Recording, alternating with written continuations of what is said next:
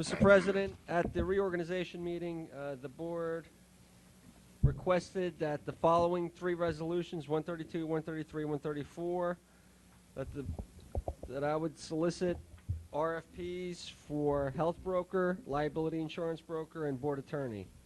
First resolution, Resolution 132, in your packet, and based on the interviews we had at the last board meeting, I would accept recommendations from the board for the appointment of health broker for the 08-09 school year.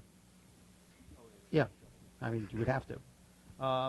My opinion of the three, in this particular case, I agree with Mrs. Curcio. I think the presentations we saw last week were kind of clear. Fairview Associates does not have the school district client base that we would be looking for. IMAC does do some school districts to a degree. LDP had about 160 districts. We've had them for a while. I know the unions have been happy with them, with the response. I see no reason to change at this time. I think September, October, we are heading into teacher negotiations also, and I think that LDP will give you well, they gave us last time. They're very good at negotiating medical packages. They're aware of our district, and I think they would be a good fit. They still are a good fit. Thank you. My comments would be, based on what I brought up at the last meeting, we had one broker who was clueless. When we asked him about A4 and A5, he basically stated that boards of ed and municipalities are the same, which they are not. We found out. And then I would have a question on all these vendors if, by accepting campaign funds, does pay to play affect this board? And would there be any violations with our code of ethics? Just in general. New Accountability Act, which is comprised of a number of pages, School Accountability Act, does have a provision in it specifically under Title 6A 8.4, and it has a prohibition that talks about no school board will vote upon or award any contract in the amount of $17,500 or greater to any business entity which has made a contribution reportable by the recipient under NJSA 1944A-1 exequatur to a member of the District Board of Education during the preceding one-year period. One other comment I'd like to make, which I find interesting, is that an insurance broker donates to a councilman's campaign $1,000, and the councilman is a health broker. And then he in turn donates $6,000 and doesn't apply for the position. I find that extremely odd, and to say that there are no strings attached, I find that, again, extremely odd that he doesn't bid after donating $6,000.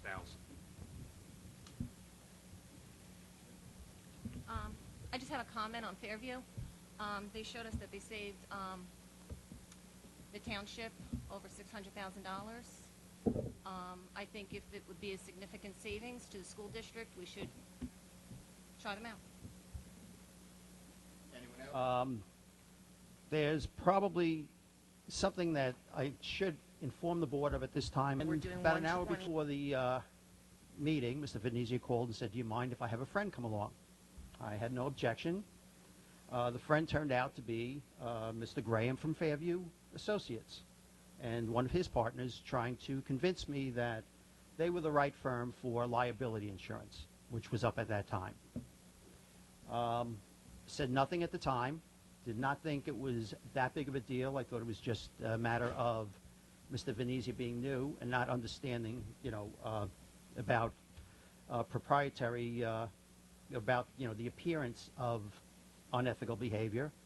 However, the next day I did report it to the superintendent, and lo and behold, found out at that time the same thing had happened to him the week before. My decision was also based on the amount of money that they did save for the township. That's important. That's essential. There's nothing to hide. That's why I also voted to have the health brokers in public. And also, from what I understand, they've been with the town for several years now, and people have told me who have their service that they're very happy with it. Now, the presentation in regards to several of the questions, I do agree with that they did not answer them. I just want to say I think it's